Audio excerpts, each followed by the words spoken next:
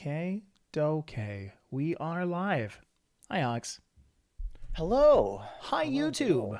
And now we wait for YouTube to say hello back. What's up, world? Okay, sub world. We're gonna be recording a podcast today because it's Wednesday. Wednesday. It's so many things. It's like the start of the fiscal It's year. Mario Day. Yeah. Oh, it's Mario Day. Yeah, It yeah, is yeah. Mario Day. Yeah. International Women's Week? Month. Month. Let's I go think with we're I month. think we're doing month. Yeah. I know the day was Day was Monday. Monday. Yeah, that's right. I Yeah, was gonna say yesterday, but Tuesday was a blur for me. yeah. Yeah. And then So now many we're into things. Wednesday. Jeez, it's already Wednesday. The week's half over, man. I haven't gotten anything done yet. I know. I know. That's how I feel every week. By Wednesday, I'm always like, how is it Wednesday again? Like, What's happening here? what's happening? What you been up Uh, to? oh man. Nah, forget it. Let's save it for the podcast. Save it for the podcast. Yeah, absolutely nothing. Yeah. Oh, well. No, no, no. Maybe I shouldn't ask this question. Okay. Let's get into it. This is best of three. I have stopped officially like a while ago counting the episode numbers. So this is just best of three. Welcome to best of three. Best of three, and then also, yeah, it's a podcast made in esports. That's right. All right, here we go. Hello and welcome to Best of Three, a podcast made in esports. I am Mike, and of course, I'm joined by the one and only Crispy Kim. Alex, how you doing today? Great. How are you doing? Doing okay. Doing okay. What have you been up to? What have we been up to? We've been up to quite a few things actually. Don't tell me But that if you're not going to actually tell me. Go for it. Tell me. uh, uh. So we've been up to a bunch of things that I can't talk about. No, I'm Oh, just come kidding. on. So close. No, no. Parabellum, our Yeah. esports team has been very, very busy. Very Mm. busy. Yeah, so they have officially signed a new Rainbow Six Siege team. So Mm-hmm. really cool. We were actually able to work something out with the previous roster of Altoria. Okay. What's So yes, Altoria? Altoria is another org that roster, and that they actually had a slot in the Six Invitational for 2021. Okay. So this is I would say like a World Cup for R6 Oh my put on by gosh. Ubisoft, if you will. Something along those lines. I would say more of an informal World Cup, but it's a championship series that they have every year for their game. So Rainbow Six, we signed actually a very, very good roster, and we'll be competing in that invitational series in the North American qualifiers. All So right. All right. yeah. And as I see here, Jay Core and Chris Lama are currently chatting with True North Moose. Exactly. They're talking about exactly this right now, actually. So Huh. yeah. So we're simultaneously we're cannibalizing our own content. Like Why it. I not? like Why it. not? Yeah. No, that's great. Busy weekend for Parabellum. That's great. Wow. So this is a Huge. big focus on R6 and seemingly Rocket League. Oh yeah, it was Rocket League as well. So this weekend we got a couple matches going in Rocket League. So Rocket League will be playing in the TGS tournament where they'll be playing for $2,000. Oh my gosh, nice. Okay. Yeah. And yeah, it's really big. I'm excited to win that. TGS, of course, the gaming stadium out in Vancouver. So Yeah. some friends of ours as well. So hopefully we're able to bring that home, and I'm very anxious to see how our roster is able to perform this weekend in R6 as well. That sounds So awesome. yeah, I So mean, hmm, sorry, and I don't know, the roster announcements just keep coming, but speaking of R6, we also signed a women's roster for Rainbow Six as solid. well. So that one's really one that we were, very excited to do and get launched, especially for Women's Month. Very But cool. we're very excited to launch more women's initiatives and to be able to support women in gaming and esports. So Absolutely. No, yeah, it's really cool the initiatives that you guys are pushing through there. I love to see that. It's one thing to just talk about it, but it's another thing to actually, act on it and make these changes and, incorporate and include and, focus on diversity and all that. For There's a lot sure. of talk in this industry, but not a whole lot of action. And it's really cool to see. Definitely. It's Mhm. it's the first women's roster that we've signed. So like I hope for this to be the first of, many more women in our rosters. So whether that be full women's rosters or even co-ed, right? I would love to see more of as well. So Yes, um absolutely. that would be And huge. on that note, we have what seems like a little bit of news toward Women Win. We had Ayan on the podcast a couple of weeks Yes. ago, Yes, who's doing a yes. lot of work with Women Win. Alex, what's been going on these days with that? So, we have officially launched our Women in Leadership Esports series. Woo! So, this is a sort of a big esports series that we're hoping to put on regularly, supporting Women Win. So, Mm, Women Win is a organization that supports women in sports and to support them in achieving their dreams in sporting endeavors. very nice. So this is what we're supporting, and this is also their first foray, I believe, into esports as well. So this is a great partnership where we get to both sort of sort of our goals aligned and the stars aligned perfectly right there. So so glad to speak to them, and we were able to speak to some sponsors, which I'm not allowed to name yet, but everything is moving on that front, and it's great to see. It's going to be a fantastic event. It's going to feature panels. It's going to have a $2,000 TFT tournament. Oh, That's going to be an invitational there, and it's also going to have a $3,000 Valorant tournament, um, and that will be a $3,000 prize pool there. So really highlighting women in leadership, which mm, is really cool. I think is not just the token woman host or sort of that type of thing, but really women in position of power and decision making power, who are doing such great things in the space. mm-hmm. Absolutely. Yeah. Now Um, it's on that note, I actually just read a an article by Heather Garozzo Sapphire, um, okay. who is the Dignitas's VP of Talent, as well as a CS:GO champion, Okay. Okay. who alluded to the fact that more women are being seen in esports, and there are a lot more women participating in esports, be it either in the competitive space or in the management space.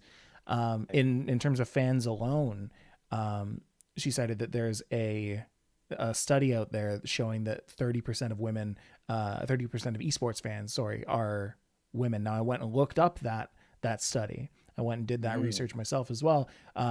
It looks like in that study, it's actually 22%. I mean, not to undercut that. right. The Right. the 32% though is in Korea. Korea has 32% of its esports fans as women. The Okay. US has 17%. So that 22% is like a Oh. global average, which is great.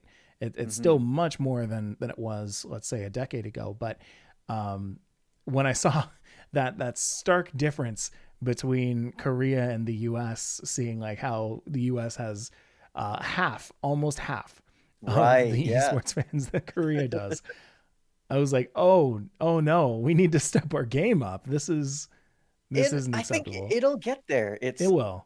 obviously, these initiatives help speed up the process, but Yes. really, I think ultimately it's just a sort of a question of where are those sort of countries, those sort of regions in sort of the maturity of esports, the maturity level, right? Korea, we've spoken about, many times before, but has had esports for so long in their Right. culture, and it's something that they've known about that's been mainstream. I don't want to say fully accepted and embraced, but definitely has been mainstream there for a lot longer than in North America. Oh, for sure. Yeah. And I think that like that is a thing that happens in North America a lot. Like we kind of need these initiatives to push things along. It might be a population thing. It might be the way that, I don't know, like previous gender norms had developed and the way our culture had evolved. But yeah, hopefully with these new initiatives, like with women win and all this focus on women in leadership, that will just naturally, inherently bring out more of a diverse crowd, men, women of all kinds of, ethnicities and genders and whatnot. Yeah, I would love to see that. But again, way better than we were like 10 years ago. Think about 2000. If you went to any kind of esports tournament, Right. or any kind of like gathering of gamers, even like all men. It's a lot, and depending on the specific type of event that you're at, it can fluctuate greatly. Yes. Hugely. When you're, and especially with sort of more broad appeal, I want to say, especially if you go to a convention or something like that that is Yeah. not specifically esports or gaming based, but there you see, an even number even of fans there, Present day, cosplayers it's and really all great. that. Yeah. Yeah. And then as you get more niche, the numbers seem to drop off a little bit. Gaming, there's a little bit less, and then in esports, under gaming is a little bit less even. So, No, yeah. yeah.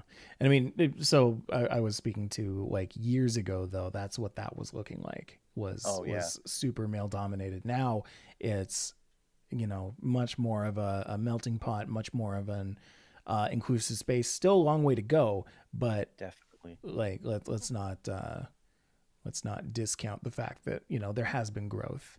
It's all about Definitely. just how to leverage how to get more, how to grow more. Yeah, and I honestly, these initiatives that we're doing, like I want to see them, more than once a year for, International Women's Month, or, to have them recurring and to be able to grow that, I think would be very exciting. So Yeah. we have Laura, who we've had on the podcast before, and she's sort of leading this project and just doing a fantastic job. There are so many great women working on this project, and it's something that's so very um, different to see. For me personally, definitely even being on the calls for this, Mm. we have almost 20 people on that call. And just to see, yeah, so there's at times, right? If we have Wow. everybody there, there's up to maybe like 20 people on these calls. And when you're working in gaming and esports, it's so normal to see a man on the other side of those Zoom calls and in these meetings and everything like that. And jumping in to these meetings, we're seeing like I'm definitely the minority, and you only Interesting. see a couple men there, but we're working to support the women, the great women that have come together to put this on. So Very yeah, cool. Very, very cool. just it was very different and refreshing. I want to say very refreshing. Like I just looking at all the cameras and everything was, yeah, great to see. Mm, absolutely. All right. Let's talk a little bit about what's been going on this week. There have been it's mid coming up to mid March now, so a lot of people are done their early taxes or they're moving into their next fiscal year. So right now is the time where everyone's like, okay, let's gather all of the money that we can to get our stuff off the ground. So it's more or less fundraising time, baby. Yeah. Which, I mean, oh my gosh, this week, just some of there's going to be more, by the way, but Oh this yeah. week, some of the news coming out. Oh my gosh. Envy Gaming. Are you familiar with Envy Gaming? Oh yeah. Yeah. Okay. They're huge. Of course. You don't know Envy? Yeah, I mean, I heard of them. You know? Yeah, I heard of them. They raised $40 million. Ooh, 40 that's a million. good week. That's a good week. That's a good That's a bag good right week. there. 28.5 million of that was contributed by a single entity, that being Gray Television. They're traded on the NYSE, and they're Okay. a reputable company, Gray Television. Yeah, for those of Yeah. you who don't know, Envy competes in like Valorant and Halo, Smash, Magic, Rocket League. If anybody's ever heard of Wizrobe from Smash, Wizrobe is actually on Team Envy. They also I didn't know own. they were in Magic actually. They So, are the only one person in both hmm, Smash and Magic. Only one person are represented by them. okay, okay. But I mean, pretty good to be represented by by Envy, really, if you're just that one person. Definitely. Not bad. And yeah, obviously can't forget the Dallas Fuel and the Yes. Dallas Empire, right? Yes. So absolutely massive, massive teams in their respective leagues. Um, man, okay, so all of these companies are raising what, like tens of millions of dollars. Yeah. It's been crazy. It feels like almost across the board, just so many companies. But like, okay, you own an esports org and you get $40 million dropped into your lap. What are you doing with this at this point? What a good question. So we've got, first of all, our staff. Our staff is going to be most of the, not even most of the salary there. We're talking like set aside, I don't even know, a million or two, maybe a million or three for your Okay. staff. You've got your your people on your teams and that you're paying for, and you've got your housing expenses if you've got any of those. Um, Travel expenses is a big one. Licensing is a big one. Uh, Do you know what you sound like to me? You sound like the guy who won the lottery and he's like, "Oh, I'm gonna invest it. I'm gonna put it in the bank. I'm gonna get something practical." Like, so tell what me are you the gonna other do with side of it. forty million What does dollars? well what does one do if they want to be the guy who buys a yacht? How do you do that as as an esports org? What do you do? Oh, I mean, one of the big things you could do is drop, all of that on a franchise spot, which they already own. Envy already owns. Oh no. But you're like the Overwatch League or the Call of Duty League. It was ranging anywhere from 20, 25 to $40 million for a slot, right? Hmm. So if you really wanted to ball out and just drop it on something, you could drop it on one of those. You got a pretty decent spot there, yeah. Okay. But I don't know if that's something that I would recommend. Mm-hmm. Mm-hmm. Yeah. Um, Who I don't is know. doing that? What kind of companies are out there that are like, or what kind of Well, organizations are out there that are like, yeah, no, that's just a drop in the bucket. That's our thing. that's I mean, it's a lot of money for everybody. I think I it's would it's imagine. not a drop in the bucket, and I think it's really a question of sort of the return on that investment, right? Mm, It doesn't matter if it's 40 million, 100 million, if you're going to recoup those costs, right? But the more you pay, it's just the more you have to recoup, and it becomes harder. So I'm not sure how the revenue looks there. It's the transparency is not there at all for those types of financial figures. Um, and yeah, a lot of those franchise sort of owners, they're not public. They're not publicly traded, so it's something that it's really hard to see how much they're really making back of that investment. mm-hmm. Um, so I don't know, hard to say, and that's why I personally don't know if I would drop it all on there. But as sort of gray television implies, I think they are going to spend a lot of that on media, Yeah. which I think is a fantastic route to go. You would. Yeah. You would. No, that makes sense. I mean, man, with all these franchise spots, I wish I knew why they were so expensive, why they were so high in cost. Is that even high in cost for what they get? You talk about them recouping costs. How do those recoup costs? That's my question. That's what I want to find out. Exactly. Yeah. So obviously there is revenue shares with the leagues and such. Right. Yeah, so in terms of merch sales and all of that, um, yeah, Mm-hmm. but I don't know. Yeah. I can't imagine that. So if you think about how many teams are in, say, the Overwatch League, I believe there's about a dozen. I'm not Mm-hmm. 100% on that.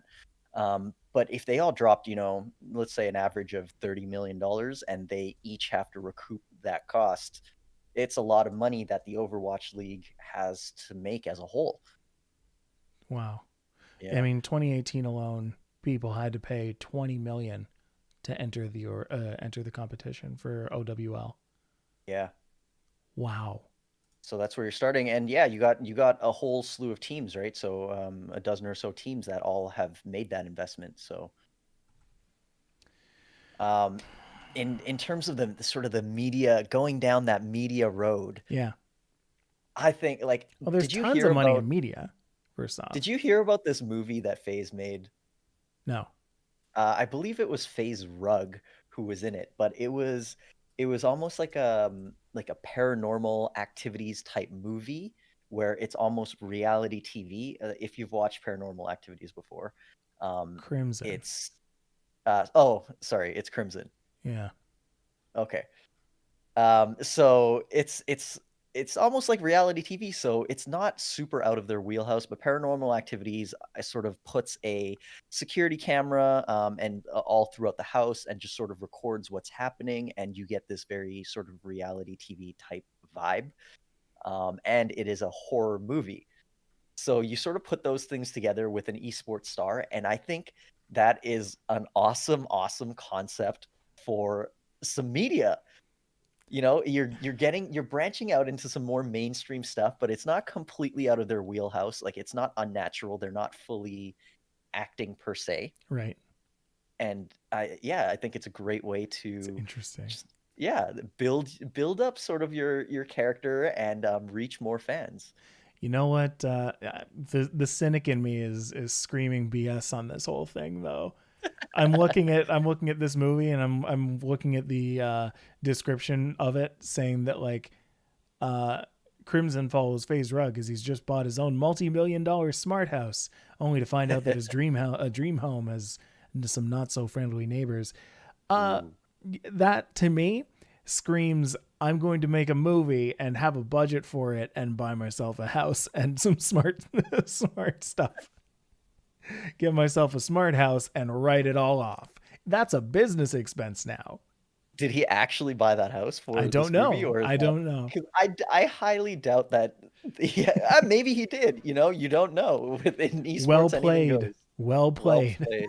If you got a house out of the deal, like, yeah, No, but it's a hats off smart to you. idea. It's a cool idea. I mean, just making varying media for what it is you do. You don't necessarily need to make like a documentary showing off your gaming house every single time. That's what we see a lot of. What we don't see is like a full length feature film that's like done in a horror capacity and like a horror genre. I don't know. This is kind of cool. I think it's a really really cool idea that can work given the proper execution. Mm-hmm. Yes. Mm-hmm. So I think it ultimately comes down to that execution. So Yeah, if it's done well, we're going to be very happy. If it's not done well, we've seen this a billion times, just with YouTube and whatnot. Just people trying to make their own movies after being popular off of one thing. Um, I'm trying to think of there was one I think it's called like Smiley or something that was done by uh, like I want to say Shane Dawson's crew. Might not have even been Shane Dawson.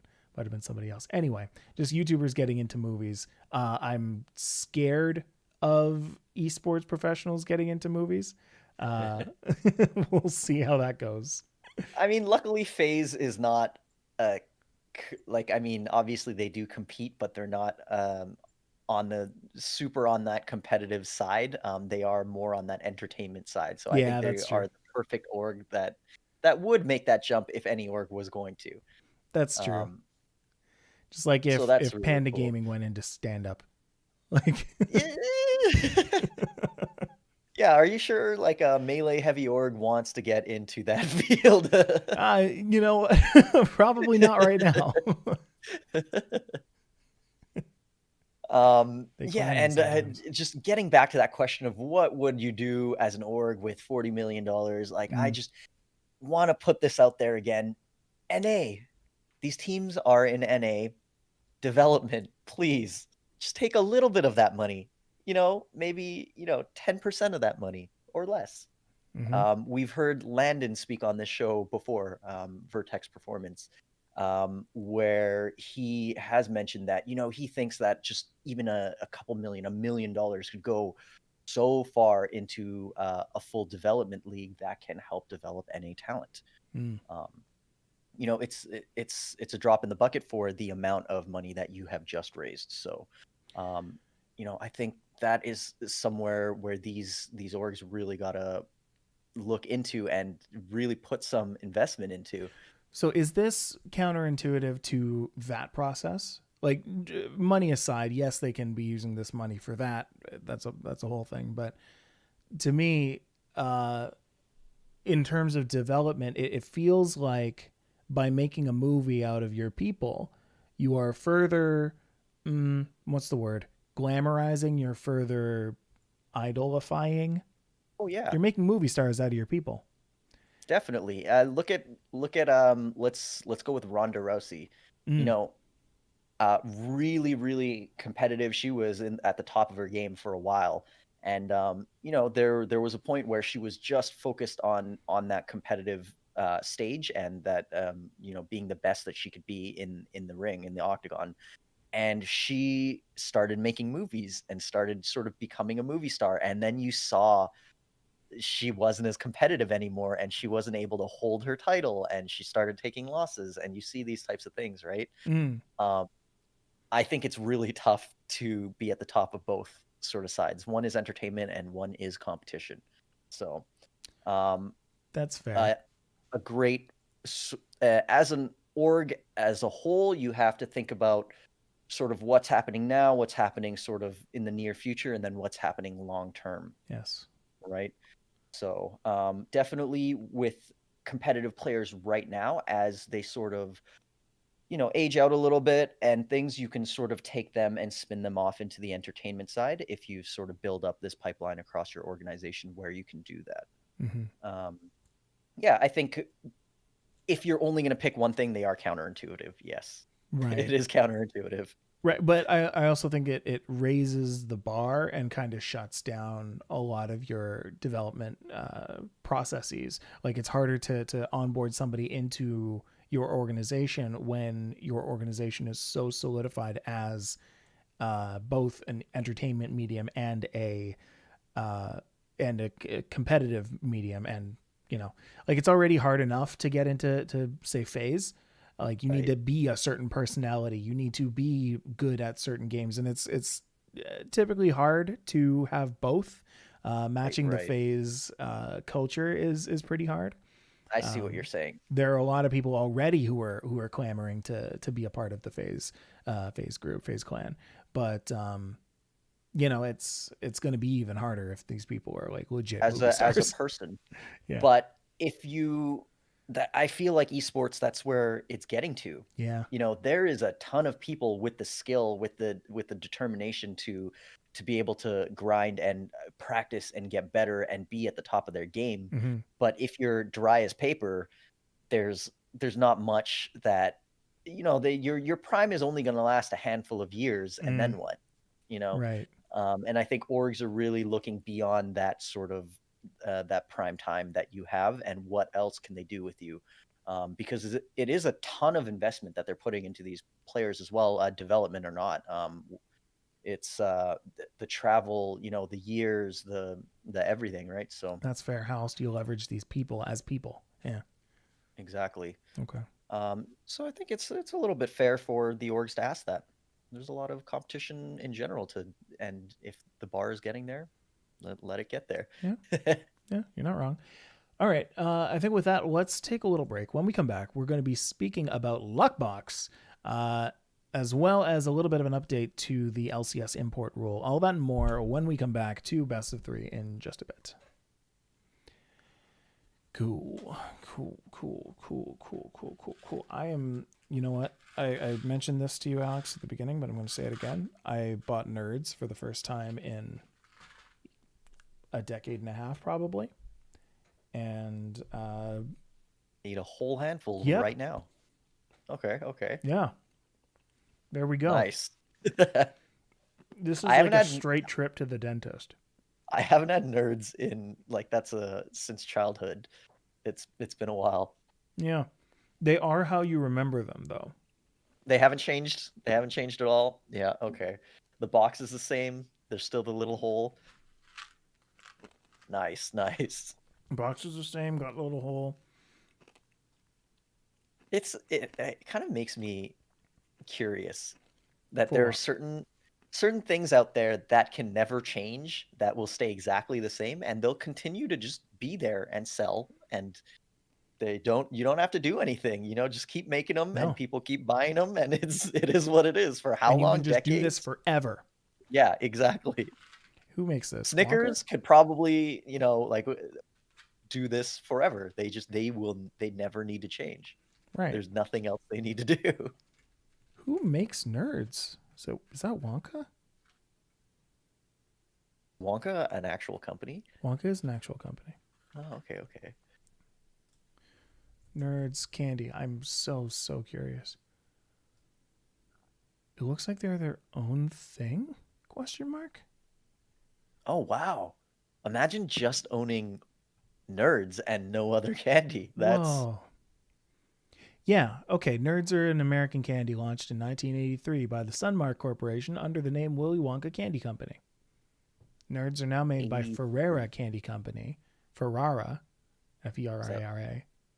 Like the chocolate? No, that's Ferrero. Oh, okay. What? Oh my gosh. Okay. They are owned by the Ferrero Group. Oh, there you go. Wow. Trying to shut me down. They're spelled completely different. I'm looking at what else Ferrera makes. Lemonhead, I've never had that. Now and Later, never had that. Red Hots, Atomic Fireball. Atomic Fireball sounds like something I've had. Like O. Henry. Oh, they make O. Henry's. Oh, Henry. And Laffy Taffy. And Crunch. And Baby Ruth. Oh, okay. Whoa. Baby Ruth. Who eats Baby Ruths, honestly? Like, I see them. Who actually eats those? Nobody. Nobody at all. Yeah. And that's all of the ones that I'm seeing on this list that actually make sense. Okay. Oh, Butterfinger. Ooh, I like Butterfingers, though. Mm. I'm a peanut butter man. Love my peanut butter. Have you ever had Juji Fruits? I have never even heard of that. They're like wine gums, but yucky. Like jujubes? Yeah, kind of. But they're like shaped as the actual fruit. Oh, okay. No, I haven't. No. I don't know what that is. I am like give me a bag of chips over any kind of candy any day. You're a savory over sweet. Yeah, family size bag of chips. Like just You'll leave that with me and just bye. Fair enough. Fair enough. All right, let's get back to the podcast. Do you have any experience with Lockbox? I don't. I've been on the site before. Cool. I don't actually bet anymore. Uh-oh. As a person, yeah. So I don't really bet anymore. So that's okay. One of the reasons. Yeah. You good? Okay. So blink twice if they're after you. Gambling can be a very addicting thing. It's really, it can be fun. It can be done very in moderation. Mm-hmm. Great, have some fun, have a good time, but there are some very dark aspects to gambling as well. Then I've been down that path and I no longer enjoy that path. Good for you. Yeah. Good for you. Yeah. Wow, I'm impressed, and also I didn't know that about you. Cool. All right. Yeah, so something you can Alex fact of the day here. Alex fact of the day, I suppose. All right. Are you comfortable with that being on the podcast, or should we just start a new section? Yeah, let's start a new section. Let's call this a break in our live of YouTube. Cool. So, yeah. Cool. Okay. Yeah. We don't have to put that on audio only. That's fine. This is gonna be our secret YouTube and Bolt. There you go. All right. And we're back. Welcome back to Best of 3. We're going to be talking about, for the rest of this episode, two things that start with L. Luckbox and the LCS. Luckbox is a Canadian esports betting site. Now, we've seen all types of esports affiliated things pop up over the past little bit. We've even spoken with a lot of people who are a part of these things. We talked to M Gamer about their mobile apps. We've talked to fantasy esports groups about fantasy esports. But one thing that we haven't really touched on too much is the concept of betting in esports. Now, the reason that Luckbox in particular comes up is because they recently raised what is $14 million US dollars for scaling user acquisition, which is, by the way, a 17 million US dollar, or sorry, 17 million Canadian dollar fundraise. So As they are a Toronto company. They actually have a set out. We're going to use this money for scaling our user base. Yes, yes. Okay. So unlike the Envy Gaming 40 million, what are we even going to do with that kind of money? This is specifically toward bringing more people in.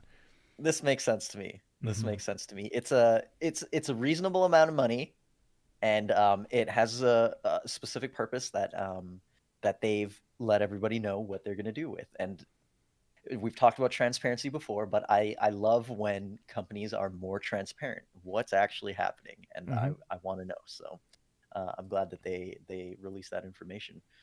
Yeah, and I'm curious too. I'm pretty sure that Luckbox doesn't deal anything with cryptocurrency, but I know that cryptocurrency is starting to become a little bit more mainstream in terms of its uses. Betting, I haven't seen, but I'm sure exists in the crypto sphere.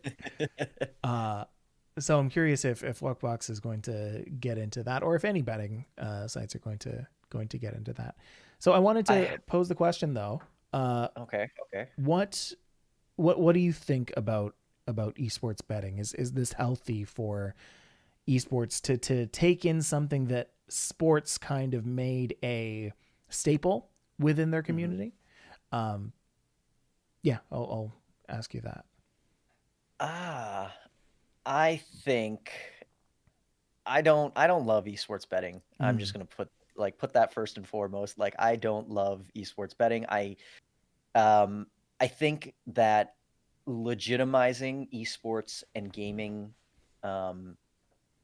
it's just been such a hard and long road. And I might have mentioned this before about certain other topics, but I don't like when other sort of industries or sort of come into esports and gaming looking for our audience when gaming and esports hasn't fully made it legitimate to that legitimate space yet either. Right. And so I feel something like betting or skin gambling or anything like that, it sort of pulls us back, and it doesn't help us to reach that legitimate level of professional sports.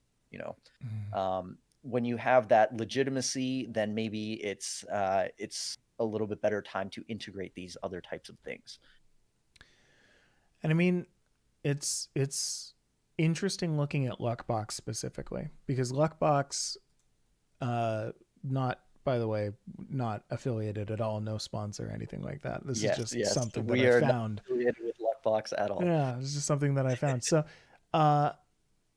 they house 11 different games, and the way that they do it is they're like, okay, it's basically Twitch with a gambling element to it. So you can watch these streams and these matches between people, but you also have something riding on it. And the fact that it's so developed, like their website is clean, the their interface is really cool. It looks really good.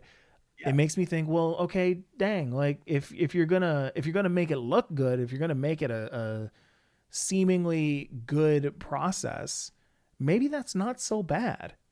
Maybe it's just if you're going to do these things, then you need to do it in the light of day, and you need to do it in a way that your audience is going to enjoy. If you're making like a skeevy like back alley betting site where like you got to log into the dark web 3 times in different places to actually trade your Bitcoin for for winning a CS:GO match, that's a little bit more. I would agree that pulls us back, but I don't know. I kind of respect the hustle looking at this. I'm There like, definitely is a way to do it properly. yeah, And that was just a general statement. I'm not saying that about Luckbox in particular right. or any one company in particular. That's how I feel about even like cannabis and gaming or Mm, things of that nature, right? Just um, ev all of all of those industries at that level are trying to reach that legitimacy, and you know they're definitely. using other non-established industries to sort of step forward. So, um, what I do think is actually very different from esports betting Hmm. is fantasy esports. I think is actually on a different sort of level because that is really gamifying. I think the actual stats and data that you can get for esports, which is a little Interesting. bit different than if you're like, hey, I think this team is going to beat this team, um, whatever it is. In fantasy esports, you're actually able to pick your players or, make up your own rosters, or I want to use these guys, change up your rosters, things like that, right? And there's a lot more of a skill based element, and it's a lot more hands on, I want to say. That you can do to swing things in your favor and makes it a little bit more gamey and less betty, gamblingy. Yeah. Because like that's gamifying the game. Yeah, Yeah, I definitely. think that makes total sense. I think when you put uh, money down on it, I mean, for some they don't care about money as much, right? Like, so that isn't necessarily a problem for them. But I think it's just such a dangerous slope for others. And it's such an easy thing. That's it. It's such an easy thing to fall into because other people are doing it. So if you have like a lot of people with money who are betting on it, then the little guy's like, hey, I want to go and bet some money too. Maybe I can make a little bit of money through esports. And then they lose it. And then they're like, oh, I don't have money anymore. That's not good. And that actually affects the rest of my life. Whereas some people who Right. actually have the funds, the fundage to be able to do that, they lose a little bit. They're fine. They can just keep going with their life. Everything in, say, finance that's going on right now, GME, oh my God. Um, It all the it all points to the fact that people are willing to spend that money to, Yes, feel that thrill though. Whether that be in stocks, or in gambling or wherever else. But people are, yes. it's not like everyone has a bunch of disposable income right now that they can just spend on whatever. But it's hard to be locked home as well. So you want some thrills, a little bit more excitement. Then this is how you make it more exciting. Yeah. No, absolutely. I mean, people have money in their pocket right now. Some people. Oh, Hmm, hmm. a different group of people now than before have money in their pocket. Not necessarily more, not necessarily less, but certainly different. From people working from home and from people, making their money in new ways. Maybe some people found new jobs. Maybe some people lost their jobs. Um, situations are different for a lot of folks, and so there's a lot of people Right. trying to figure out how to navigate that. And it's gambling is one of the more dangerous ways that you can go about it right now. Anyway, when your income is either inconsistent or different to what it was before. Um, Here's a question for you. yeah. Um, how do you think? How close do you think stocks are to betting something like Lockbox? Oh God, good question. How close do I think stocks are to betting? Because I almost feel like there are a lot of gamers who are gambling using stocks. Yes. They're gambling on something that is more real life, I want to say, and then there is a subset of gamers who are gambling on games. Mm-hmm. And that's how I sort of see a differentiation in like what type of betting it is. But I think it's similar in what it's fulfilling for the audience, the gambler or the retail investor. I certainly think that there are people who are thinking of it in the same way, who are like, I'm going to put my money down on this stock, and hopefully by tomorrow it'll go catatonic and like totally blast off to the moon. Uh, Right. and if it doesn't, that's a failure. And if it goes down, then that's also a failure, but it's the exact same failure as if it doesn't move at all. Um, the way that I feel people a more healthy way of viewing stocks is like, I believe in a company, I'm going to go and purchase stocks in this company, and I'm just going to hold that stock. I just want to be a part of that company, and if it Hmm. goes up, then great, and I make a little bit of money. If it goes down, then I'm a part of that ride. Like, I feel the losses they feel, and I feel the gains that they feel. When you're betting, say like on a luck box or something like that, that is the first example where you say like, Uh, I look at this game, and that game is either going to win or it's going to lose, and if it's anything but those two, well, those are the only two options. It's right, either you right, win or you lose, and that's not the case when it comes to stocks. You don't win or you lose. You include yourself. You integrate right. yourself as part of it. But I think certainly that's a now great way to everybody Wall look at Street it. bets. Like, yeah, like, You're absolutely right. And investing in an esports team, an org that you like, would also include you in mm-hmm. their wins, in their losses. You become part of the team, and you're like, you really want to root for these guys. So that might be a good way to root for your team as well. Maybe not through Luckbox, but if you want to be included, do what Mike said.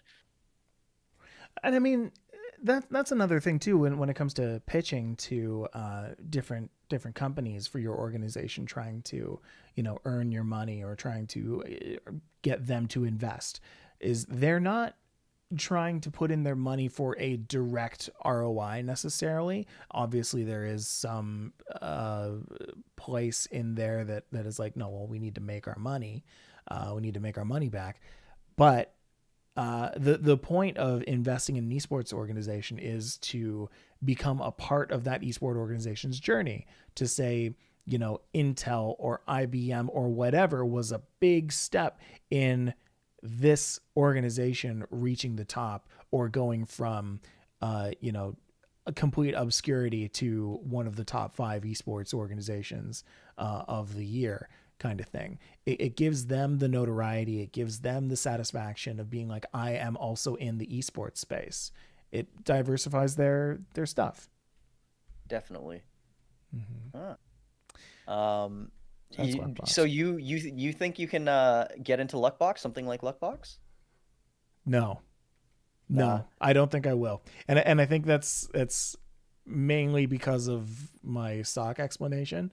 Yeah. I don't feel like I feel like it's a slippery slope. I feel like if for whatever reason I have the money to go and uh, put something down on a bet, saying it's either going to be a win or a loss, then that is not incentivizing, but it's encouraging other people who don't necessarily have the means to go and do it, and kind of YOLO their money away. And I'm just not a big fan of that. That's how I treat investing too. Is just like, if I look at a company that I like, I will put money into it, and I will say, I am here, period. And that's all. I'm It's not one of those people. in my mind, I'm trying to compare the difference between esports gambling and sports gambling. Yeah. And I don't fully understand why, but they're different. Although they're almost the same in my mind, they're very different. Um, uh, and with sports betting, I think you have the element of alcohol and like the live excitement and all of this stuff. And with esports, I think a lot of it is online, and even in person. Gamers are not necessarily huge drinkers, huge partiers. They do enjoy that live experience, but I see gamers probably spending, if you had an extra, you were at an event or something and you had an extra $50 in your pocket, I don't see them putting that down on a bet. I see them buying something like some merchandise with it, buying some gear, buying some, figures, art, whatever it is, or in-game cosmetics. I feel like the Interesting. tie to the game itself is a little bit different than with sports, where maybe they'd rather spend their money that way. Maybe. I think that there's definitely a larger group of that esports fan pie that is like, I follow this esport religiously, and I look at the players, and I look at the orgs, and I look at what they're doing, and I look at the streams, the individual streams. I watch all of the people versus uh, the sports mentality of, I follow the sport because I like to see one team win versus another team. They watch the I sport for the game, not so much the teams. And if they do and watch for that's the maybe teams, they don't what it really is. know the intricacies of all of the teams as well as esports does. Esports is super transparent with their teams. Right. And for anybody who like does any kind of surface level research, they know what that team is doing. And so it's very easy to kind of latch on to say like an OG or like an EG or previously like a Liquid. You know, I think what we'll start to see though, if esports betting becomes a little bit more legit and becomes a little bit more mainstream, is you're going to see those people who are like, I know nothing about these teams. I just know their stats and I bet on them based on their stats. Right. That's kind of the next evolution, I guess, into esports betting. Is Mm, more of a, and there it is. And so that's what Luckbox is looking to do with their 14 million, is they're looking exactly. for user acquisition. They're looking to change the mindset of people, or to invite people in on this potential lucrative opportunity. Who Um, have that kind of mentality, that kind yes. of thinking and perspective. Yeah. I can definitely see that. Uh, of course, there is a ton of people out there who have that overlap in, sort of see esports betting the same way as sports betting and everything, Right. who may not know a ton or feel very connected to the game itself or anything like that. But those people are out there. You just got to find them. Just got to find them. And yeah, it costs money to find them, right? So, Yeah. um, I mean, yeah, best of luck to them. I'm I'm curious. curious what that's actually going to look like. Hey, they're going to try. And real low key, also because they're a Canadian company, I am also very curious in seeing how they stack up, because there are a ton of websites out there, traditional sports gambling websites, sports betting websites that have opened up to esports, Yeah. and I want to see esports do it better than the sports betting sites that have been around. Esports can do esports better. I don't love it when non esports sort of comes in and they're like, we're esports too, and I'm like, hey, hey, Yeah, exactly. back off a little bit. All right. Last thing before we go, let's talk a little bit about the LCS. The, I mean, really, the biggest thing that we're talking about here is that uh, LCS team owners are petitioning to remove the import rule. We spoke last week about the import rule and how harmful it is. But Alex, can you give us a little cliff notes on what the import rule is saying? Yeah, so the import rule states that you can only import two players from outside your region. So in the case of North America, you'd be able to pull two players from Europe or Asia. And there's been this big stink about the import rule, because seemingly the North American League of Legends region is just not producing the amount of talent that it takes to perform at the world stage. Mm-hmm. And a lot of the org owners, some of the org owners are pushing to change this rule because they want to be able to import this talent and better compete with the rest of the world, which is not an unfair thing to ask. But it begs the question of, are you just buying your talent? Why can't we grow our own talent? Is this good for esports in our region? Yeah. Yeah. And I mean, Um, again, the more I think about it, the more I'm like, this stifles the NA scene. Certainly, it stifles oh yeah. anywhere outside of your own native country. Because, like, man, North American solo queue in League is just the worst. It's the worst. Like, How is it the worst? Tell me, there's a whole please. concept. There's a whole concept of losers queue, Oh, which okay.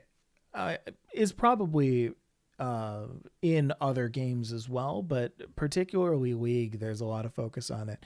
That's the idea where Riot is trying to keep your win rate at a 50%, right? To keep you in the game, keep you engaged. And so if you're winning too much because you're, playing really well for whatever reason, then they're going to start linking you up with people who are like intentionally bad and like intentionally throwing games Ooh. and being toxic in chat, bringing down the quality of the game entirely. And the idea here is that since NA quality is so bad, that there are more of those people who can influence your solo queue experience and make it so that you have that always 50% win rate because you have such terrible other people on your team. Right, right. Interesting. I feel like in Dota, it's a little bit more like I won a bunch of games and now the people I'm playing against are so high ranked. Yes. Yes. So And it's that not is what it necessarily my should teammates be. are bad, it's that the other team is good. Yes. And it Yeah. feels sometimes like that is stacked against you in the opposite way of how it feels in Oh, Dota. that's so weird. Yeah. Okay. Like you're not going up against like platinum people when you're in gold or when you're in silver. You're going up against other silver people, other gold people, other platinum people, other challenger people. Like But you're you are, scraping the but for bottom of the some barrel for your reason, yeah, teammates. exactly. Yes. It's like somehow you're matched with these people who are on the same elo as you, but are like completely throwing their games. And your opponents have the same Terrible. thing too. You can You check everybody's rank at the very beginning of the game in the loading screen. It shows everybody, but So this is somehow there's not a big difference. confirmed. This is a theory. It's I I feel like I've drank some kind of Kool-Aid when I say that it's kind of confirmed, because there are Okay. sites out there that may or may not be actually legit that will tell you if your account is in losers queue or not by looking at your past few games and looking at the people who you've been in games with, their games and like what they do and their habits. Right. But apparently it's been clear enough that eventually you just start playing with people who drag you back. Terrible. Yeah.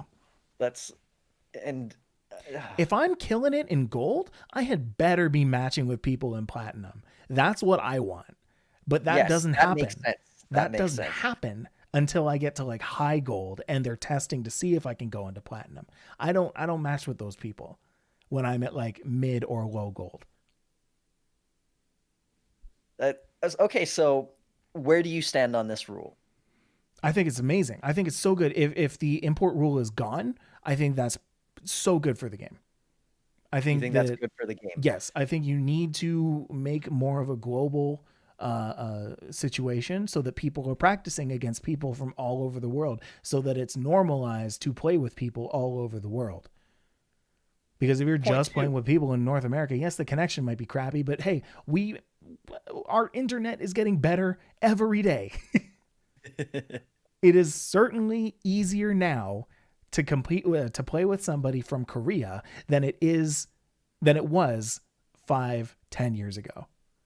It's a very interesting point you bring up too. Yeah, if you are importing more players from overseas, competitive players to your team, they can share any information that they're Yes. bringing from their region, and that can actually also help you catch up in your region in NA or wherever it is.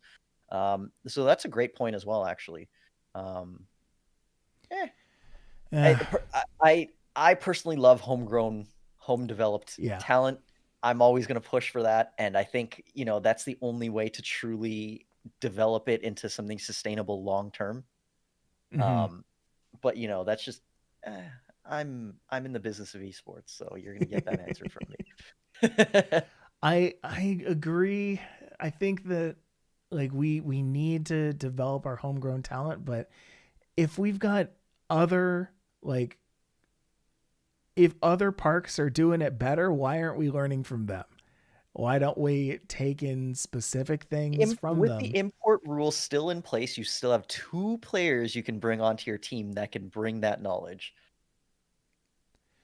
I just don't think that it would de-incentivize people from around here, people from our home, to do better.